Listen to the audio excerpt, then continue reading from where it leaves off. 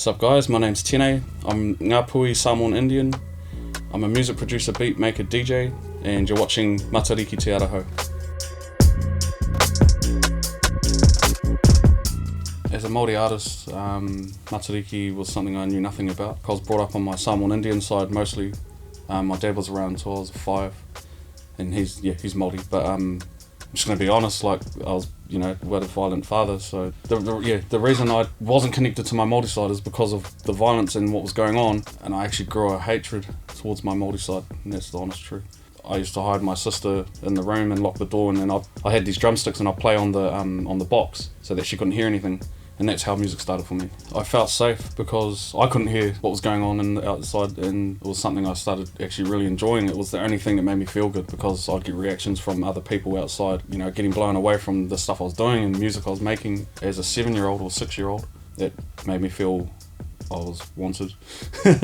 Felt loved. I'm totally comfortable with myself now as a Samoan Indian Māori. I actually embrace it more now. I got a love for my cultures. Yeah, music was my culture. That was like I said, it was my escape, my getaway. I was able to zone out and only focus on what made me feel good. Don't get me wrong, I used culture in my music as well. Like I used the rhythms from the Samoan drums, the energy from the Māori side, the haka and all that. I never used the haka in my music, but I used the energy from it. Man, the Indians have crazy rhythm. They hit the tabla and they hit it in beats that you've never heard before. All that stuff influences me rhythmically. I got a lot of off beats and I got different timings, and I get that all from my cultures.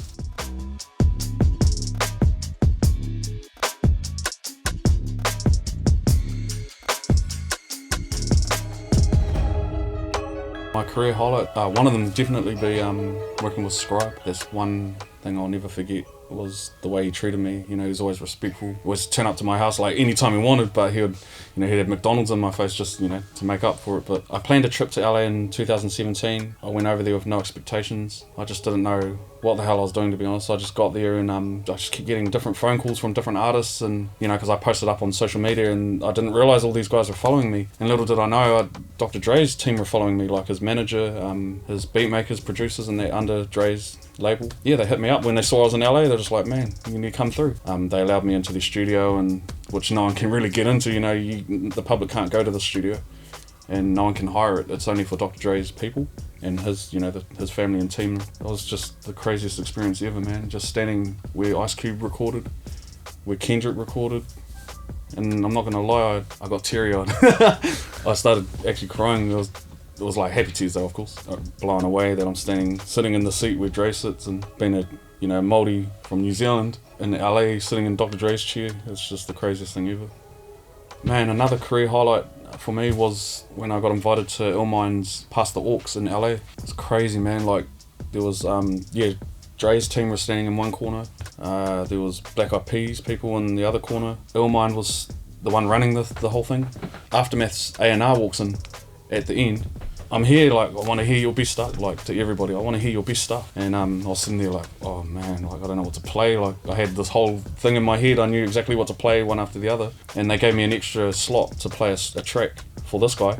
And I played it. It was a West Coast track. And Illmind and this A&R JJ, they lost their minds, man. And they just keep looking back at me. And I don't know what to think, man. And the crowd stood up, everyone in the room stood up and were getting my autograph and were like shaking my hand. I was like, what the hell's going on? Like, this is crazy. Like, I didn't expect that. Yeah, that was definitely a confidence booster. The future of Māori music and the kids that are making the music, I want them to hold their heads up more, like, and be more confident, believe in themselves. That's the only way we can grow and move to the next step in our music. Being confident and loving yourself and not worrying about what everyone else is doing. Just focus on your lane, do what you have to do.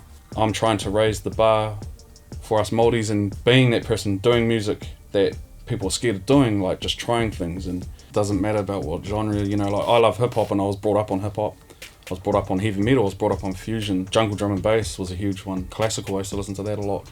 All these things you can take, ideas from, and it inspires you, and if you're really open-minded, you're able to end up creating your own kind of sound. I feel like, as Māoris and Pacific Islanders, you should just do you. It doesn't matter what style, what music, who cares what others think. Just do you, and that will work out.